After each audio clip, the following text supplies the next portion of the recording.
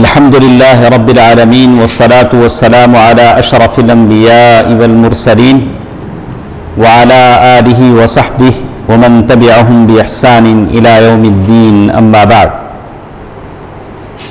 اللہ تعالیٰ کا فضل و کرم ہے کہ ہم سب لوگ اللہ کے نبی صلی اللہ علیہ وسلم کی سیرت کی اس مجلس میں شریک ہیں. تو مجلس کے آداب بھی ویسے ہی ہوتے ہیں، مجلس جتنی اہم ہوتی ہے اس کے آداب بھی ویسے ہی ہوتے ہیں. تو اللہ تعالیٰ سے ہماری دعا ہے کہ ہم جس مقصد سے سیرت پڑھتے ہیں، ہمارا مقصد یہ ہے کہ اللہ کے نبی صلی اللہ علیہ وسلم کی زندگی کا ہر گوشہ ہمارے علم میں آئے اور ہم اللہ کے نبی صلی اللہ علیہ وسلم کو اپنا نمونہ بنا لیں، اور اس کے عوض میں اللہ کے نبی صلی اللہ علیہ وسلم کی سفارش ہم کو حشر کے دن نصیب ہو انشاءاللہ. یہی مقصد ہے. اللہ تعالی ہم تمام کو اس مقصد میں کامیابی عطا فرمائے، اور آپ اور ہم اللہ تعالی سے دعا کرتے رہیں اللہم انا نسألک علما نافعا. یا اللہ ہم کو ایسا علم عطا فرما جو نفع بخش، جس سے ہمیں کیا ہو؟ نفع ہو، دنیا اور آخرت کی زندگی ہماری سدھر جائے. کل جو آخری بات ہمارے ساتھ تھی، اللہ کے نبی صلی اللہ علیہ وسلم شام کی سفر پر گئے. شام کی سفر پر ابو طالب ان کو اپنے ساتھ لے گئے. تو ہم نے سنا کہ وہاں جو بحیرہ جو راہب تھا جس کا نام کیا تھا؟ جرجیس. تو اس نے دیکھ کر کہا کہ اس بچے کو آپ شام مت لے جائیے، بصرہ شہر میں پہنچے تھے، یہاں سے واپس لے جائیے. تو ابو طالب نے اپنے چند دوستوں کے ساتھ ان کو واپس بھیج دیا. بعض سیرت لکھنے والوں نے لکھا کہ واپس جو بھیجا بلال رضی اللہ تعالیٰ عنہ کے ساتھ واپس بھیجا. آپ مانیں گے؟ یعنی اس رائے کو مانا جائے گا کہ اگر لکھیں کہ بلال رضی اللہ تعالیٰ عنہ کے ساتھ اللہ کے نبی صلی اللہ علیہ وسلم کو واپس بھیجے ہیں، تو ایسا بھی لکھنے والے لکھتے ہیں شاید اس وقت بلال پیدا ہی نہیں ہوئے تھے. اگر تھے تو ابو طالب اور ابو بکر رضی اللہ تعالیٰ عنہ کے ساتھ نہیں تھے. تو اسی لیے صحیح بات یہ ہے کہ ابو طالب نے اپنے کسی نوکر کے ساتھ، غلاموں کے ساتھ اللہ کے نبی صلی اللہ علیہ وسلم کو واپس بھیج دیا. اس کے بعد ہمارے ساتھ ایک اور چیز ہمارے ساتھ ہے کہ اللہ کے نبی صلی اللہ علیہ وسلم نبی بنائے جانے سے پہلے کچھ جنگیں ہوئی، وار ہوئے. تو اس میں سے ایک وار جنگ کی بات ہے، جنگ فجار. جنگ فجار یہ جنگ اس وقت پیش آئی جب اللہ کے نبی صلی اللہ علیہ وسلم کی عمر 15 برس کی تھی. کتنی؟ 15 برس. تو یہ جنگ دونوں کے بیچ میں پیش آئی. ایک بنو کنانہ، ایک طرف بنو کنانہ اور قریش دونوں تھے، دوسری طرف قیس اعلان ایک اور قبیلہ تھا. دونوں قبیلے ایک طرف اور ایک قبیلہ. تو یہ جنگ ایسے وقت میں لڑی گئی جو محرم کے حرام حرمت والے مہینے تھے. حرمت والے مہینے کتنے ہیں؟ 4. کیا کیا ہیں؟ شعیب ذی قعدہ سے شروع کریں. ذی قعدہ، ذی الحجہ، محرم، اور ایک مہینہ رجب نہیں، رجب. یہ 4 مہینے ہیں. ان عدت الشہور عند اللہ 12 شہرا فی کتاب اللہ. یہ جو حرمت والے مہینے ہیں ان مہینوں میں یہ جنگ لڑی گئی، اور حرمت والے مہینے میں جنگ لڑی گئی اس لیے اسے جنگ فجار کہا گیا. حرمت والے مہینوں کی حرمت جاہلیت کے زمانے میں قریش بھی کرتے تھے، تو ہم لوگ بہت کم کرتے ہیں. حرمت والے مہینوں کا احترام ہونا چاہیے. معلوم ہونا چاہیے کہ ہم حرمت والے مہینے میں ہیں. ذی قعدہ، ذی الحجہ، محرم.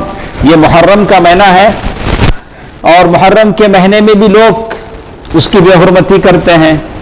اور آپ لوگ دیکھ رہے ہیں کہ کیسے کیسے بے حرمتی ہوتی ہے، کیسے کیسے. ابھی صبح ایک صاحب نے ایک ویڈیو بھیجا تو آگ کے علاوہ پر جائے نماز مصلی بچھا کے حضرت نماز پڑھ رہے ہیں. تو یہ شیطانی کرتب بھی ہو سکتا ہے.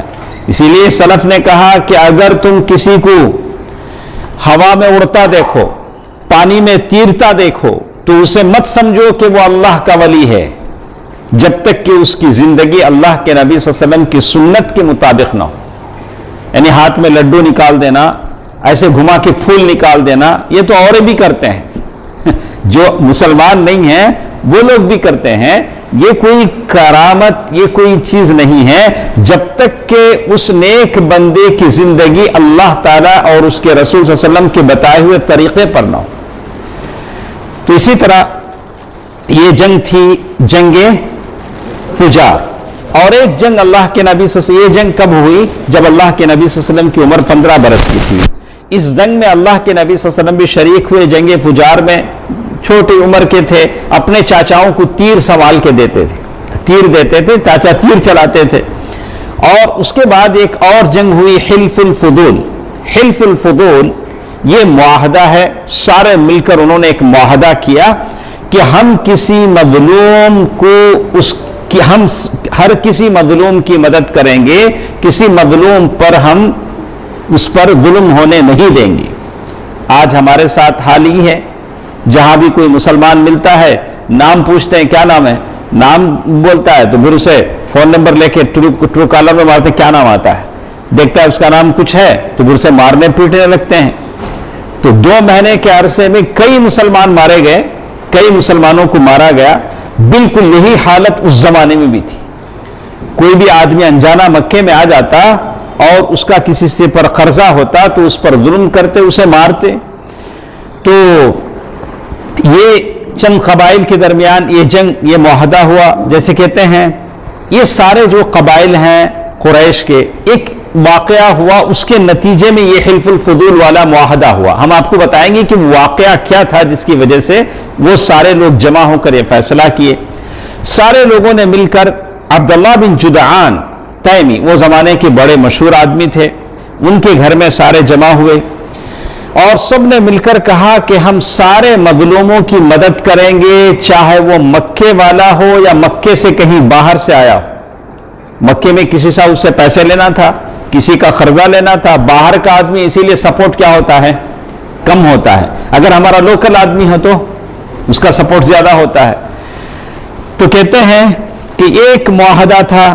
اس معاہدے کی اس کا سبب انہوں نے بتایا کہ زبید کا ایک آدمی، قبیلے زبید کا ایک آدمی سامان لے کر مکہ آیا. باہر کا ایک آدمی سامان لے کر مکہ آیا. مکے کا ایک آدمی عاص بن وائل نے اس سے سامان خریدا اور پیسے نہیں دیا، پیسے اس نے نہیں دیے. اب اس نے اپنا حق مانگا تو یہ دینے کو تیار نہیں تھا. تو کئی لوگوں کے پاس ہو گیا کہ بھئی میرا حق دلا دو، میں نے اسے سامان دیا ہے، پیسے نہیں دے رہا، کسی نے اس کی مدد نہیں کی. تو یہاں تک کہ وہ جبل ابو قبیس پہاڑی پر چڑھ کر بلند آواز سے مظلومیت کی داستان وہ سنانے لگا کہ میرے اوپر کیسا ظلم ہوا ہے. تو سارے قبائل مل کر جب یہ سنا کہ مکے میں بھی ظلم ہوتا ہے، لوگوں کا حق لے کر دیا نہیں جاتا، تو تب سارے لوگوں نے معاہدہ کیا کہ آئندہ سے ہم اس ظلم کو روکیں گے. یہ تھی بات حلف الفضول کی. کتنی باتیں ہوئیں؟ جنگ فجار اور حلف الفضول. حلف الفضول کے بارے میں اللہ کے نبی صلی اللہ علیہ وسلم فرماتے ہیں کہ میں بھی اس معاہدے میں شریک تھا. یہ اتنا اچھا مجھے موقع اللہ تعالیٰ نے دیا، اگر اس کے بدلے میں لال اونٹ بھی دیے جاتے تو میں اسے پسند نہیں کرتا. اگر وہ دور اسلام میں آ جائے تو میں اس پر لبیک کہوں گا، پھر میں اسے پسند کروں گا. تو یہ مثال ہم کو بتاتی ہے، ہم اب جتنے نوجوان ہیں جب بھی ایسا موقع آئے، یعنی جمع ہونا، یونٹی، کسی کی مدد کرنا، تو آپ بھاگ دوڑ کر آئیں. کچھ لوگ ارے اس سے ہم کو کیا لینا ہے، یہ سردرد ہم کو نہیں چاہیے، اس میں انوالو میں نہیں ہوتا. ارے آپ کس میں انوالو ہوں گے؟ کسی میں نہیں ہوتے ہیں تو آپ کس میں ہوں گے؟ آپ کو اللہ کے نبی صلی اللہ علیہ وسلم کہہ رہے کہ ایسا موقع اگر آتا، کمیونٹی کی مدد کرنا، کسی انسان کی مدد کرنا، کسی مظلوم کی فریاد رسی کرنا، ایک ایسا موقع ہے جس کو ہم دیکھنا اور سننا چاہتے ہیں. تو یہاں ایک بات کہتے ہیں تو ایک باتیں تھی. اس کے بعد اور ایک چیز ہمارے پاس ہے، اللہ کے نبی صلی اللہ علیہ وسلم کی ابتدائی زندگی کیسے گزرتی تھی. ہم جتنے یہاں بیٹھے ہیں ہماری معیشت کا کوئی نہ کوئی ذریعہ ہے. معیشت بولے تو زندگی کی گاڑی چلانے کا، چاہے نوجوان ہو، ادھیڑ عمر کا ہو، بوڑھا ہو، بزرگ ہو، ہر کوئی اپنی زندگی چلانے کے لیے کوئی نہ کوئی روزی روٹی کا راستہ اختیار کرتا ہے.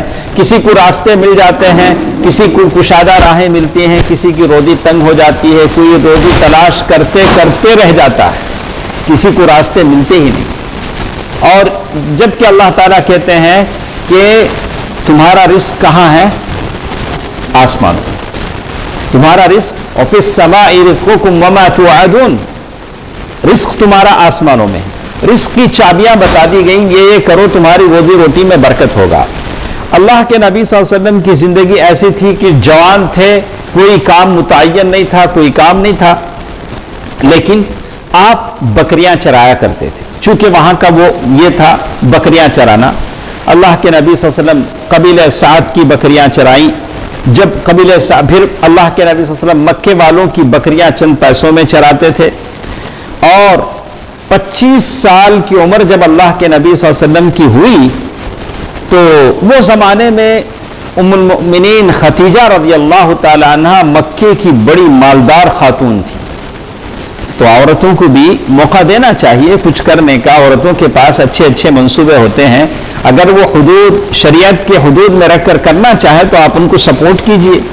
ام المؤمنین کی سیرت کو دیکھیے کہ مالدار خاتون ہے، اپنا مال وہ زمانے میں مکے میں نہیں، باہر کے جو نائبر کنٹریز ہیں وہاں وہ بھیجتی ہیں تجارت کے لیے.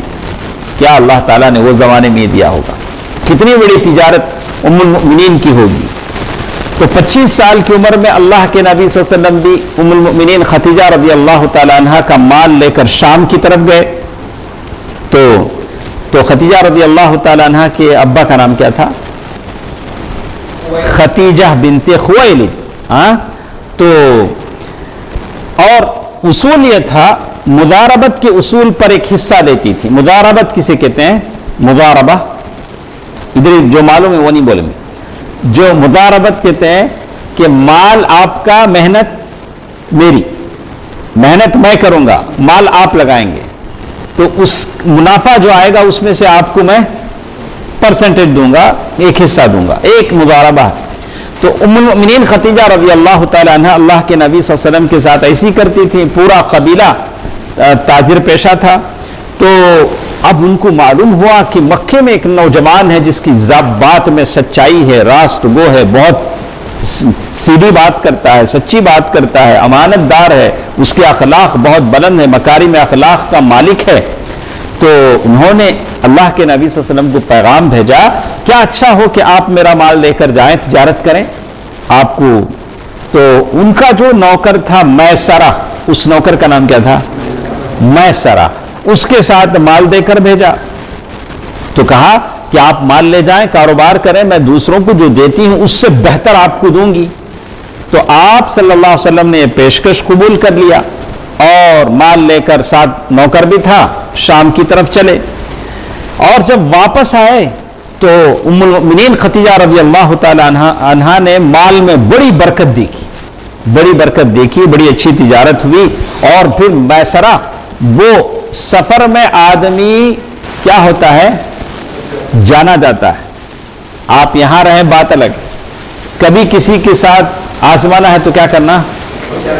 سونے کو گھس کو دیکھ، آدمی میں بس کو دیکھ. سونے کو کیا کرتے ہیں؟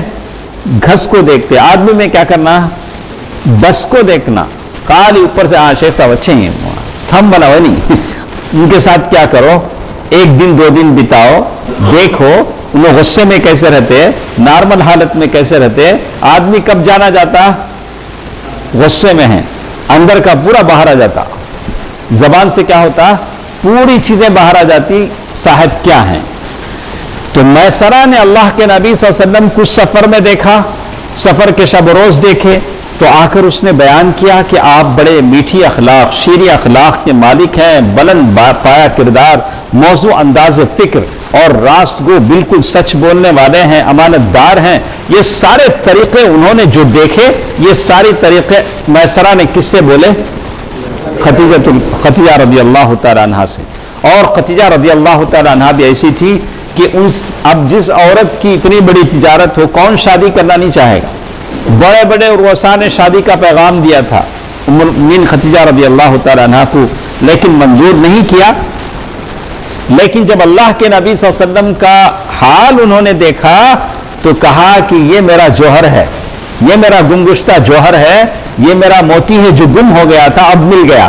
تو کیا کیا؟ نفیسہ بنت وہب، کیا نام ہے ان کا؟ ہاں، نفیسہ بنت منبہ، نفیسہ نام ہے. تو ان کے ساتھ انہوں نے پیغام بلا بھیجا. اللہ کے نبی صلی اللہ علیہ وسلم کو کیا بھیجا؟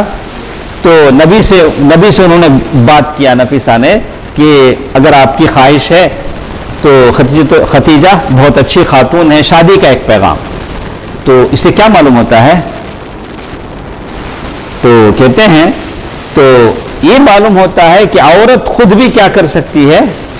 اگر عورت بڑی عمر کی ہے اور نیک ہے اور وہ لڑکے کے اولیاء سے خود بھی اپنی یہ پیش کر سکتی ہے، یہ کوئی معیوب بات نہیں. ہمارے پاس ارے یہ تو بے شرمی کی بات نہیں، ایسی بات نہیں. اگر عورت یہ ہے اور اسے احساس ہے اور وہ لڑکے کے اولیاء سے بات بول سکتی ہے. کہا تو بہرحال یہ بات، تو آپ صلی اللہ علیہ وسلم راضی ہو گئے اور معاملہ کرنے کے لیے اپنے چچاؤں کو رکھا. آپ کے جو چچا تھے سارا معاملہ کریں. تو اللہ کے نبی صلی اللہ علیہ وسلم کی اس طرح سے شادی کس سے ہو گئی؟ خدیجہ الکبریٰ رضی اللہ تعالی عنہ سے ہو گئی. اور ملک شام سے واپسی کے 2 مہینے کے بعد ملک شام گئے اور واپس آئے تو اس طرح سے مہر میں 20 اونٹ دیے گئے. کتنے اونٹ؟ 20 اونٹ. ماشاءاللہ بہت مہر ہے. اللہ کے نبی صلی اللہ علیہ وسلم نے دیا تو اللہ کے نبی صلی اللہ علیہ وسلم کی طرف سے چاچاؤں نے دیا. بہرحال جس نے بھی دیا 20 اونٹ دیے گئے. اس وقت خدیجہ رضی اللہ تعالی عنہ، خدیجہ بنت خویلد کی عمر کتنی سال تھی؟ 40 سال. یہ بالکل تماچا ہے ان لوگوں پر جو اللہ کے نبی صلی اللہ علیہ وسلم کے اوپر اعتراض کرتے ہیں کہ اللہ کے نبی صلی اللہ علیہ وسلم نے اتنی ساری شادیاں کی ہیں. ہر شادی کا ایک مقصد ہے، جب بات آئے گی تو ہم بیان کریں گے. ویسے ہمارے پاس بھی زبان ہے، بہت ساری باتیں بولنے کی ہیں. اگر ہم بولتے جائیں تو ان کے بھی ہم کتنے لوگوں کی بیویوں کا تذکرہ کریں گے، تذکرہ لمبا ہو جائے گا. بہرکیف بات اتنی بتاتے ہیں کہ اللہ کے نبی صلی اللہ علیہ وسلم نے پہلی شادی جو کی ایک ایسی عورت سے جو بیوہ ہے جس کی عمر کتنی ہے؟ 40 سال ہے. اور اللہ کے نبی صلی اللہ علیہ وسلم یہ معزز اور اول خاتون، یہ پہلی خاتون جن سے اللہ کے نبی صلی اللہ علیہ وسلم نے شادی کی اور ان کی وفات تک کسی دوسری عورت سے شادی نہیں کی. سبحان اللہ، کسی دوسری عورت سے اللہ کے نبی صلی اللہ علیہ وسلم نے شادی نہیں کی. یہ محبت ہے، اس کو کہتے ہیں محبت. اور بھی مثال، ایک زمانے کے بعد اللہ کے نبی صلی اللہ علیہ وسلم مدینہ جانے کے بعد اپنے خیمے میں ہیں، حالہ بنت خویلد ملنے کے لیے آتی ہیں اور خیمے میں اللہ کے نبی صلی اللہ علیہ وسلم ہیں. خیمے کے باہر آواز آتی ہے، اجازت لی جاتی ہے، حالہ کی آواز آتی ہے. اللہ کے نبی صلی اللہ علیہ وسلم وہاں سے اٹھ کر کھڑے ہو جاتے ہیں، بولتے ہیں حالہ. کون آئی ہیں؟ ان کی بیوی کی بہن حالہ بنت خویلد. کون ہے؟ خدیجہ کی. آواز بالکل ملتی تھی کس سے؟ خدیجہ رضی اللہ تعالیٰ عنہ ام المؤمنین سے. اللہ کے رسول صلی اللہ علیہ وسلم کھڑے ہوئے، بڑی عزت کیا. اور جب بھی کوئی اچھا پکتا تو فوراً کہتے اطعموا صیحبات خدیجہ، لے جاؤ خدیجہ کی سہیلیوں کو کھلاؤ. ایسا نہیں کہ خدیجہ کا انتقال ہو گیا، بہت ساری بیویاں آ گئیں، اب خدیجہ کو بھول گئے. نہیں، ایسی بات نہیں تھی. یہاں تک کہ دوسری بیویوں نے کہا کہ اللہ کے نبی صلی اللہ علیہ وسلم کیا بات ہے کہ آپ ہمیشہ خدیجہ رضی اللہ تعالیٰ عنہ کا تذکرہ فرماتے ہیں. تو محبت ہوتی ہے، وہ محبت. تو کہتے ہیں ام المؤمنین خدیجہ رضی اللہ تعالی عنہ اللہ کے نبی صلی اللہ علیہ وسلم کی جتنی اولاد تھی سب کی سب کس سے تھی؟ خدیجہ رضی اللہ تعالی عنہ سے، سوائے ابراہیم کے. کس کے؟ ابراہیم کے. تو سب سے پہلے قاسم پیدا ہوئے. کیا نام ہے؟ قاسم. اسی لیے اللہ کے نبی صلی اللہ علیہ وسلم کا کنیت کیا ہے؟ ابو القاسم. تو کنیت آدمی کی پہلی اولاد کے نام پر لگایا جاتا ہے. آپ کا پہلا بچہ کیا ہے؟ نام کیا ہے؟ محمد انس. تو ہم کو کہے ابو انس، کیا کہیں گے؟ ابو انس، انس کے باپ. پہلے بچے سے کیا ہوتی ہے؟ کنیت. ابو امیمہ، امیمہ کے باپ. ابو حنیفہ. تو پہلا اولاد جو ہوتی ہے اسی سے کیا لگائی جاتی ہے؟ کنیت لگائی جاتی ہے. ویسے چھوٹے بچوں کو بھی کنیت لگائی جاتی ہے، ایسا بھی کر سکتے ہیں. ابھی شادی نہیں ہوا، بڑا نہیں ہوا، لیکن پھر بھی کیا لگایا اسے؟ کیوں لگاتے ہیں؟ بچہ اتنا بڑا ہو کہ اس کے بچے پیدا ہو، یہ کیا ہو؟ اب بن جائے، باپ بن جائے، اس کی اتنی عمر ملے، اس لحاظ سے بھی اس کی بھی کنیت لگا سکتے ہیں. تو کہتے ہیں ابو القاسم. اس کے بعد پھر زینب رضی اللہ عنہا، پھر رقیہ، پھر ام کلثوم، پھر فاطمہ، عبداللہ پیدا ہوئے. عبداللہ کا نام جو لقب تھا طیب اور طاہر، یہ دو لقب تھے. اور آپ صلی اللہ علیہ وسلم کے سب جو لڑکے تھے وہ بچپن ہی میں کیا ہو گئے؟ انتقال کر گئے. البتہ بچیوں نے اسلام کا زمانہ پایا، مسلمان ہوئی، اور زینب، رقیہ، ام کلثوم، فاطمہ، یہ سب کے سب ہجرت کیے، اللہ کے نبی صلی اللہ علیہ وسلم کے ساتھ ہجرت کیے. اور سارے بچیوں کا انتقال اللہ کے نبی صلی اللہ علیہ وسلم کی زندگی میں ہی ہو گیا، سوائے فاطمہ رضی اللہ تعالیٰ عنہ. تو جب ہماری مصیبت ہم پر آتی ہے، کسی کا انتقال ہوتا ہے، کوئی اپنا مرتا ہے، تو اللہ کے اس نبی کو یاد کریں جن کی ساری بچیاں، 3 بیٹیاں اپنی زندگی میں، 2 بیٹے اپنی زندگی میں اللہ تعالیٰ کو کیا ہو گئے؟ پیارے ہو گئے. برکیف اللہ کے نبی صلی اللہ علیہ وسلم کی انتقال کے 6 ماہ بعد کس کا انتقال ہوا؟ فاطمہ رضی اللہ تعالیٰ عنہ کا انتقال ہوا. تو یہ اللہ کے نبی صلی اللہ علیہ وسلم کی اولاد تھی. کس سے؟ ام المؤمنین خدیجہ رضی اللہ تعالیٰ عنہا سے. اسی بیچ میں ایک اور واقعہ پیش آیا کہ لوگوں نے دیکھا کہ کعبۃ اللہ کی دیواریں بالکل چھوٹی ہیں، لوگ اندر جاتے ہیں، کود کر اندر کی چیزیں، خزانے کیا کرتے ہیں؟ چرا لیتے ہیں کعبۃ اللہ. تو مکے کے لوگوں نے ارادہ کیا کہ چلو ہم کعبے کو ذرا اونچا کر دیں، عمارت کو ذرا اچھے انداز میں بنا دیں. تو انہوں نے کعبہ کی تعمیر شروع کی. تو اسماعیل علیہ السلام کے زمانے سے اس کی جو بلندی تھی 9 ہاتھ تھی. کتنے؟ 9 ہاتھ ہائٹ تھا کعبۃ اللہ. اور اس پر چھت نہیں تھی، صرف دیواریں تھیں. اس کا فائدہ اٹھا کر لوگ اندر کودتے تھے، اندر کا سامان چوری کر لیتے تھے. ایک زمانہ ایسا ہی گزرا. اور اس کے بعد ایسا ہوا کہ اچانک ایک فلڈ آیا، سیلاب آیا، اور اس کی خانہ کعبہ کی دیواریں کمزور ہو گئی. ایسا ہوتا تھا کہ کسی بھی لمحے کعبہ گر جائے، ایسا بھی ہو سکتا تھا. تو اب قریش نے ارادہ کیا کہ کعبے کو از سر نو بنایا جائے، رینوویشن کیا جائے. تو لیکن ایک شرط انہوں نے رکھی کہ صرف حلال مال لیں گے. کیا نہیں لیں گے؟ حرام مال نہیں لیں گے. حرام مال میں اس زمانے میں کیا تھی؟ بدکار عورت کی اجرت، رنڈی کی اجرت. کیا بولتے اسے؟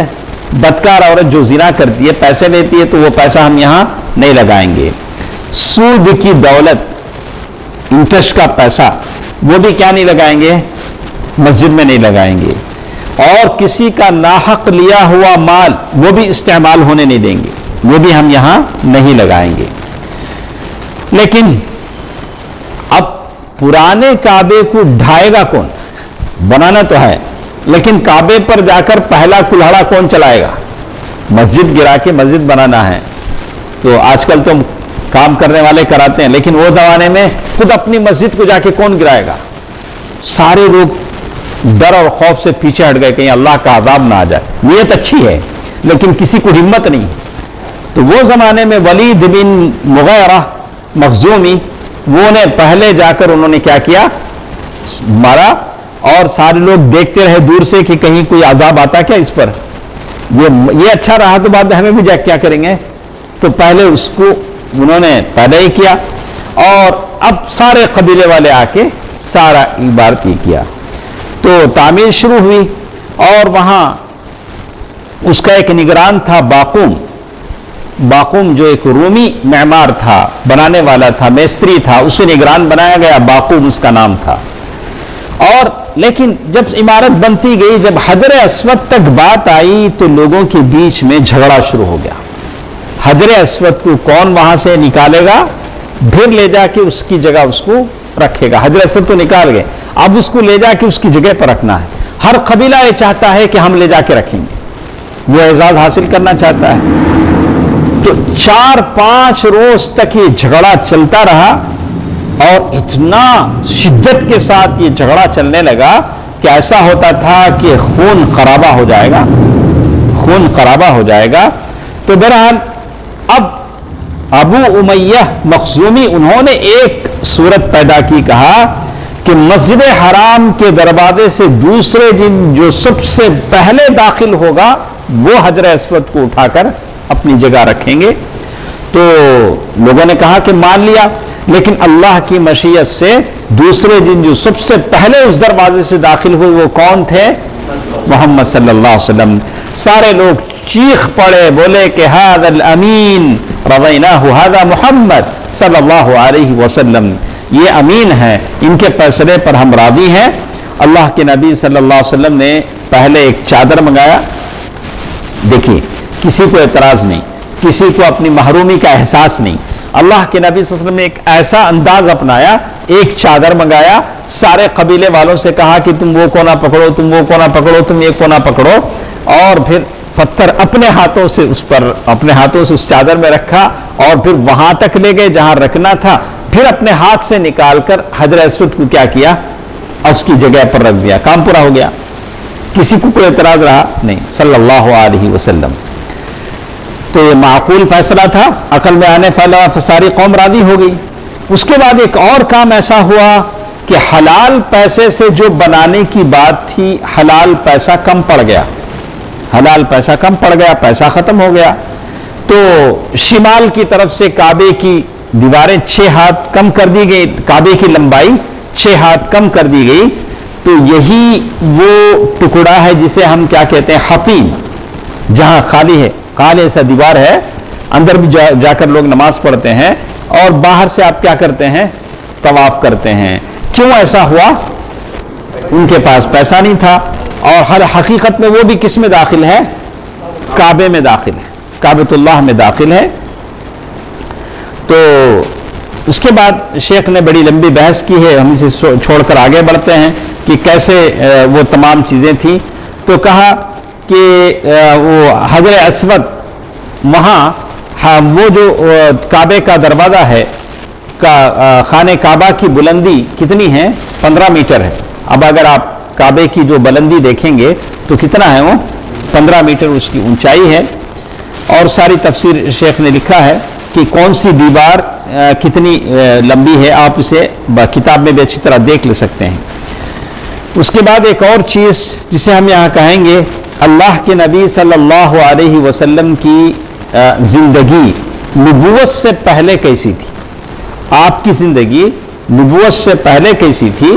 تو اللہ کے نبی صلی اللہ علیہ وسلم خاموش رہتے، ہمیشہ غور و فکر کرنے لگتے، اور لوگ جن خرافات میں تھے، مکے کا وہ ماحول تھا جہاں شراب، زنا، بدکاری، لڑائیاں اور ایک دوسرے پر ظلم بہت تھا، لیکن اللہ کے نبی صلی اللہ علیہ وسلم ان تمام چیزوں سے کھچے رہتے تھے، ان چیزوں میں دخل نہیں دیتے تھے۔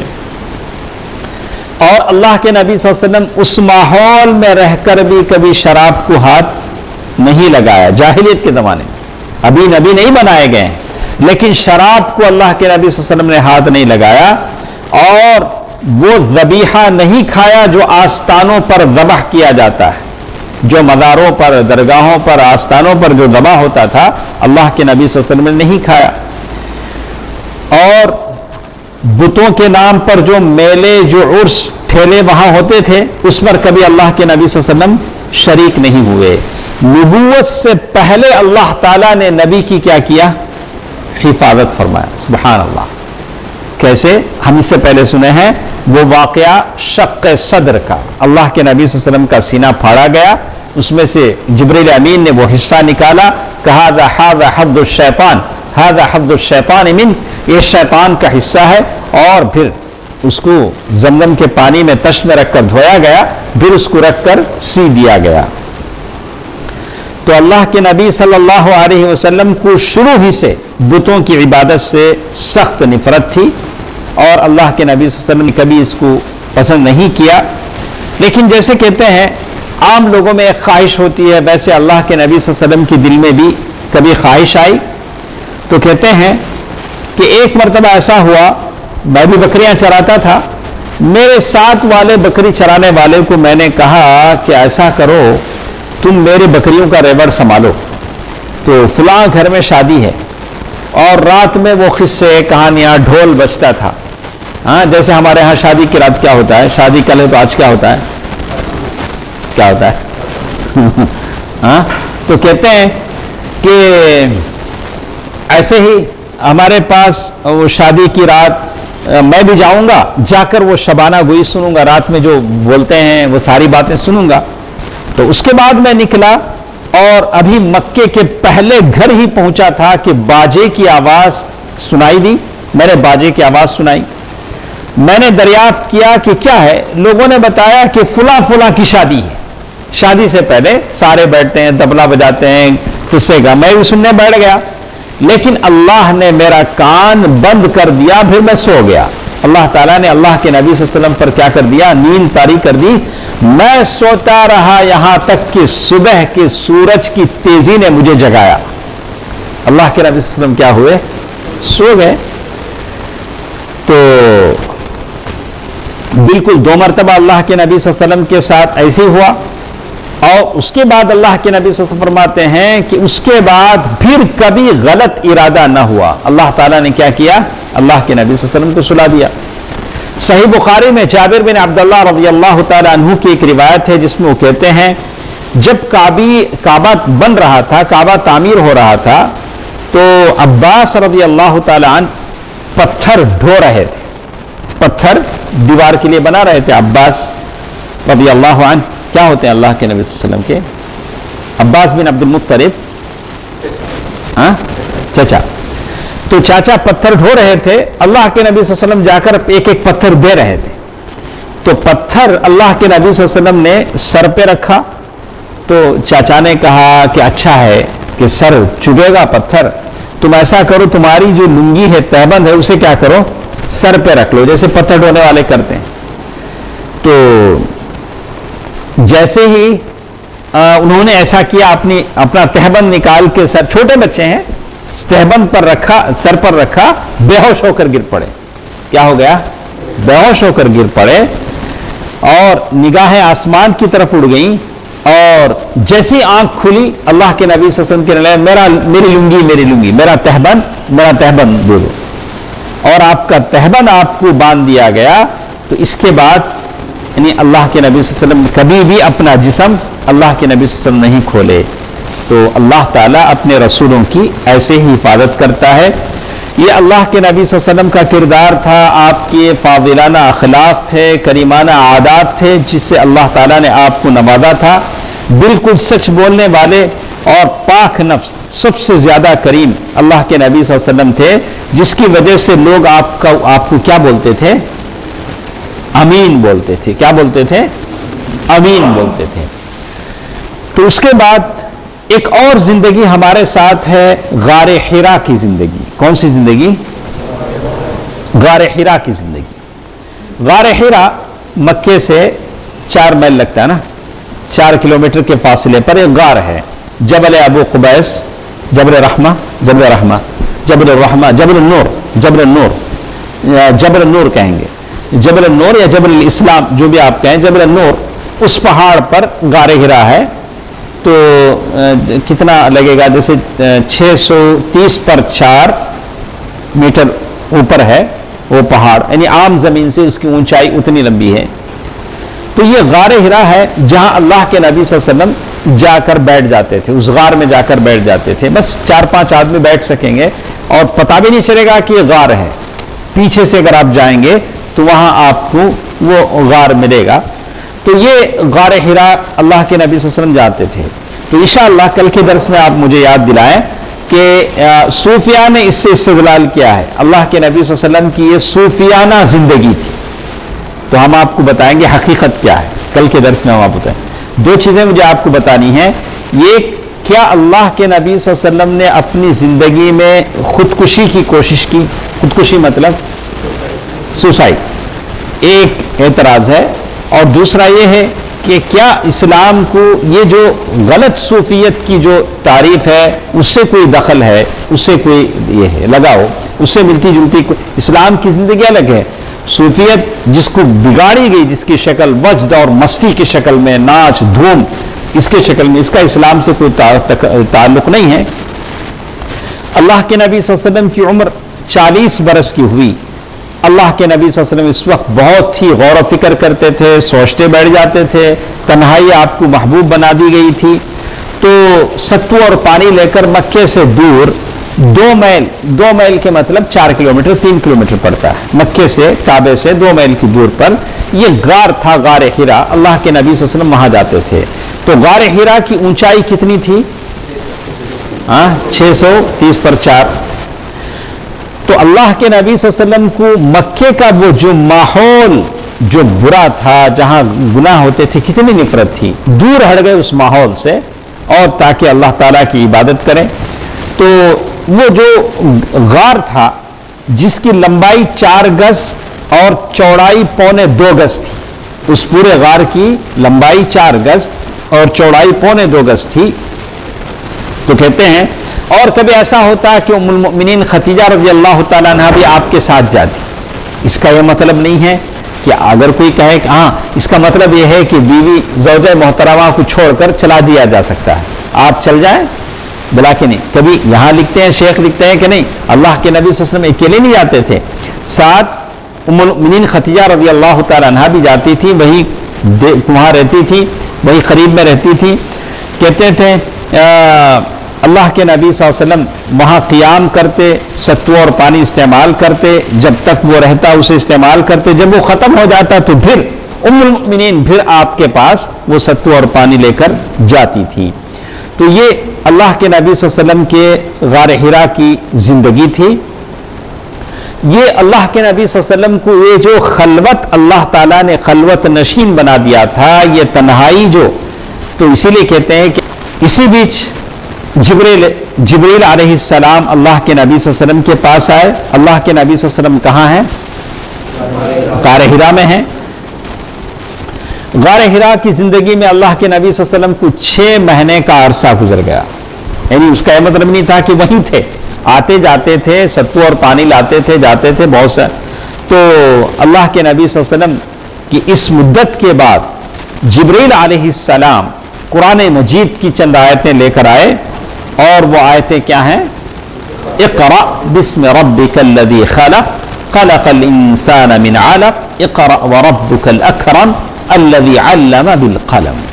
یہ پہلی وحی تھی جو اللہ کے نبی صلی اللہ علیہ وسلم پر نازل ہوئی. تو کب وہ ہوا؟ تو اس کی تاریخ مقرر کی گئی کہ رمضان مبارک کی 20 پر 1ویں تاریخ تھی، 21ویں تاریخ تھی. رمضان مبارک کی 21ویں تاریخ تھی. یہ تاریخ مجھے اس لیے آپ کو کہنی پڑی کہ بہت ساری تاریخیں اس میں آئی ہیں اور مہینے بھی الگ الگ آئے ہیں. تو جو راجح ہے، جو شیخ نے اپنی کتاب میں جو لکھا ہے، آپ اس کو نوٹ کر لیں تاکہ آپ کنفیوز نہ ہو. تو کیا بولیں گے ہم؟ رمضان کی 21ویں تاریخ. تو رمضان مبارک کی کون سا دن آیا تھا وہ زمانے میں؟ 2 شنبے کا دن، پیر کا دن. اللہ کے نبی صلی اللہ علیہ وسلم سے کہا گیا کہ آپ پیر کے دن کیوں روزہ رکھتے ہیں؟ تو کہا کہ اس لیے کہ مجھے اس دن نبی بنایا گیا اور اس دن میں پیدا ہوا، دونوں اللہ کے. تو انگریزی تاریخ کیا تھی؟ تو بتایا اگست کی 10 تاریخ تھی. اگست 10 تاریخ چلا گیا نہیں؟ تو اگست کی کیا تھی؟ 10 تاریخ تھی اور 610 عیسوی، وہ 610 عیسوی تھا. تو اللہ کے نبی صلی اللہ علیہ وسلم کی عمر وہ زمانے میں کیا تھی؟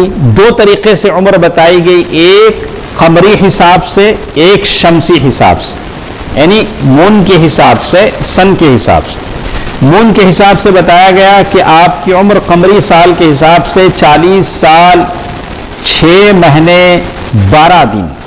جب اللہ کے نبی صلی اللہ علیہ وسلم کے پاس جبرائیل امین آئے 40 سال 6 مہینے 12 دن یہ آپ کی عمر تھی.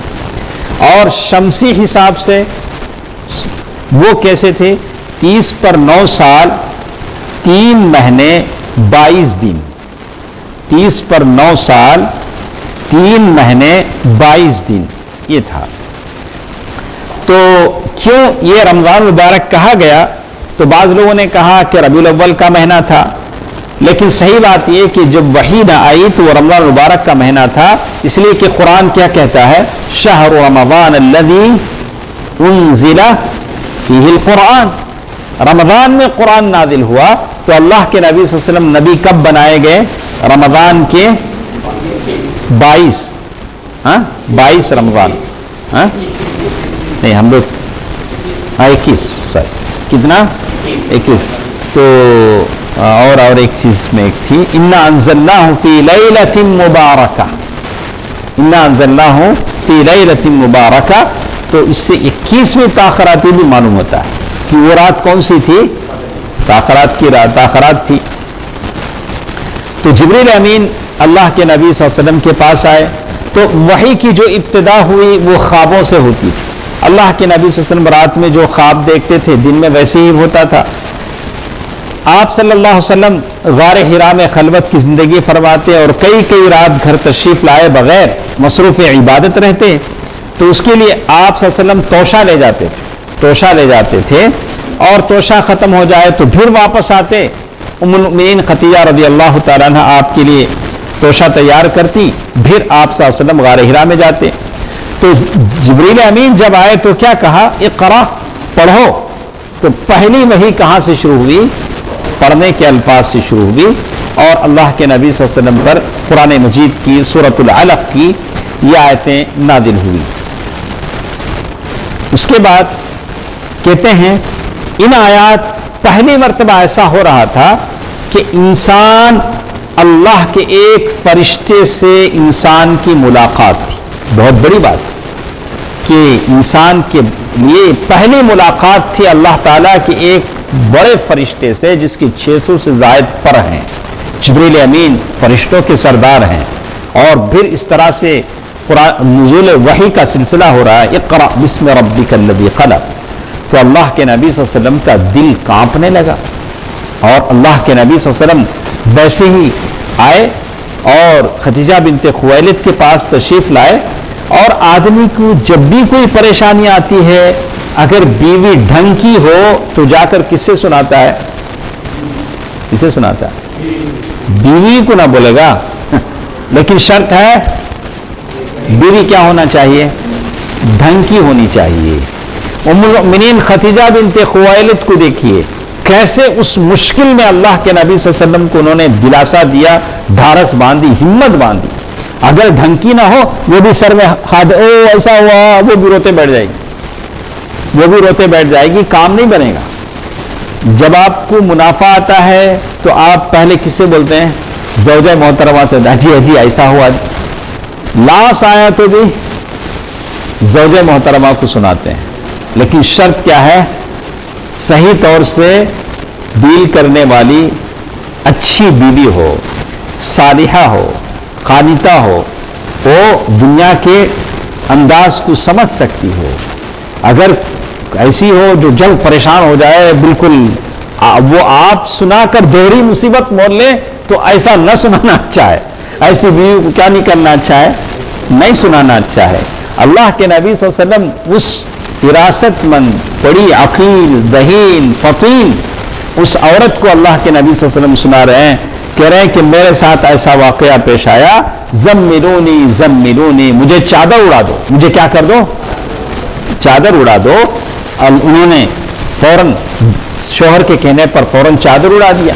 انتظار کیا کہ اللہ کے نبی صلی اللہ علیہ وسلم کی پریشانی تھوڑی کیا ہو، کم ہو.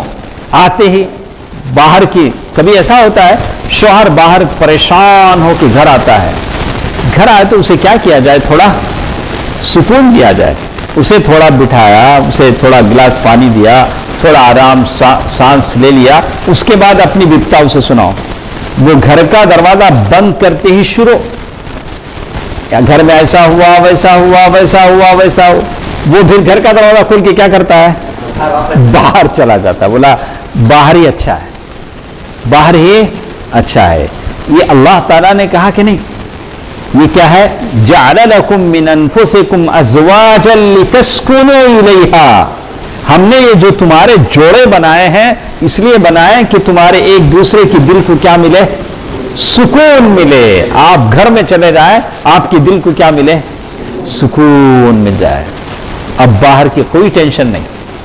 یہ اور بات ہے کہ آپ جیب میں ٹینشن لے جاتے ہیں، ہاں وہ اس کو ہم کوئی مطلب نہیں ہے. لیکن اللہ تعالیٰ نے کہا جعل لکم من انفسکم ازواجا لتسکنوا الیہا وجعل بینکم مودۃ ورحمہ. ہم نے تمہارے دونوں کے بیچ میں مودت، محبت، الفت پیدا فرما دی. تو ام المؤمنین خدیجہ رضی اللہ تعالی عنہا نے دیکھا کہ اللہ کے نبی صلی اللہ علیہ وسلم پریشان ہیں، چادر اڑا دی. اور دیکھیں ایک اچھی بیوی اپنے شوہر کے لیے کتنا تڑپ رکھتی ہے. اور اللہ کے نبی صلی اللہ علیہ وسلم کہہ رہے ہیں کہ مجھے اپنی جان کا ڈر لگا ہے. پہلی مرتبہ جبریل امین کو دیکھے تو کہا کہ مجھے جان کا ڈر لگا ہے. ام المؤمنین خدیجہ کہتی ہیں ہرگز نہیں ہو سکتا، آپ کے جان کو کوئی دھوکہ نہیں ہے. کانفیڈنس، بھروسہ، شوہر کو اتنا بھروسہ دینے والی عورت. بولا کوئی لاس نہیں آئے گا، آپ کو کوئی بیماری نہیں، اللہ شفا دے گا. تو ام المؤمنین خدیجہ رضی اللہ تعالیٰ نے کہا ہرگز نہیں، آپ مت ڈریں. کیوں؟ کہا کیا آپ صلہ رحمی کرتے ہیں؟ کیوں آپ کی جان کو خطرہ نہیں ہے؟ آپ صلہ رحمی کرتے ہیں. کینشپ کیا بولیں گے اسے؟ کینشپ. آپ صلہ رحمی کرتے ہیں. صلہ رحمی کرنے سے عمر بڑھتی ہے کہ نہ کہ گھٹتی ہے؟ ہاں عمر بڑھتی ہے. جو اپنی عمر بڑی کرنا چاہتا ہے وہ کیا کرے؟ صلہ رحمی کرے. اللہ کے نبی صلی اللہ علیہ وسلم صلہ رحمی کرتے تھے اور درماندوں کا بوجھ اٹھاتے ہیں، بیواؤں کا، بے کسوں کا آپ بوجھ اٹھاتے ہیں. اور جس کا ہاتھ خالی ہو جائے آپ اسے بندوبست کرتے ہیں، اس کے لیے کوئی کام کرتے ہیں. مہمان کی میزبانی کرتے ہیں. یہ بہت کم ہمارے پاس آج، نہ کوئی بلاتا ہے نہ کھلاتا ہے. حالات ہی کچھ ایسے ہیں، کیا کریں؟ کیا کریں بھائی؟ حالات ہی کچھ ایسے ہیں. لیکن ہمارے پاس ابھی بھی مہمان نوازی زندہ ہے، ہمارے بچوں میں ابھی بھی مہمان نوازی زندہ ہے. اللہ تعالیٰ سب کو خیر و برکت عطا فرمائے، آمین. تو کہتے ہیں کہ اللہ کے نبی صلی اللہ علیہ وسلم کے مکارم اخلاق میں بتایا گیا کہ آپ مہمان نوازی کرتے ہیں. آپ جان کو لے کے کیوں ڈرتے ہیں؟ اللہ آپ کو رسوا نہیں کرے گا. کہا اور حق کا معاملہ اگر آتا ہے تو آپ سپورٹ کرتے ہیں، حق کی بات آتی ہے. اور بھی دیکھیے بہترین خاتون کیا ہوتی ہے، نیک بیوی اور صالحہ بیوی کیا ہوتی ہے. یہ حالات ہیں.